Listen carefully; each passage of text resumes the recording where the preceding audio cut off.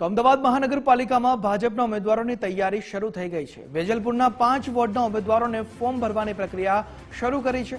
અમિતભાઈ ઠાકરના કાર્યાલય ખાતે આ ફોર્મ ભરવાની પ્રક્રિયા હાથ ધરવામાં આવી છે।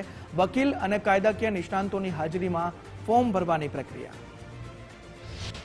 નરેન્દ્રભાઈ મોદીના વિઝન સાથે અમદાવાદ શહેર 18,000 કરોડના વહીવટ સુધી પહોંચ્યું। એમાં પણ વેજલપુર એ વિકસતો વિસ્તાર હોવાના કારણે વેજલપુરના વિકાસનો ખૂબ મોટો ફાયદો થયો। એટલે જ્યાં વિકાસનું છે ઘોડાપુર, એનું નામ છે વેજલપુર। એટલે વેજલપુરના 4 વોર્ડની અંદર કાર્યકર્તાઓ ખૂબ તાકાત સાથે કામ કરતા હતા। અનેક કાર્યકર્તાઓ ને આ ચૂંટણીની અંદર ઝુકાવું હોય, પરંતુ જ્યારે સાંજે ફાઇનલ યાદી ડિક્લેર થશે તો જે કાર્યકર્તાઓને તક મળશે એમાંથી અમુક કાર્યકર્તાઓની જે, કારણ કે સમય હવે ઓછો છે, તો પ્રી જે તૈયારી હોય અમે ચાલુ કરેલી છે।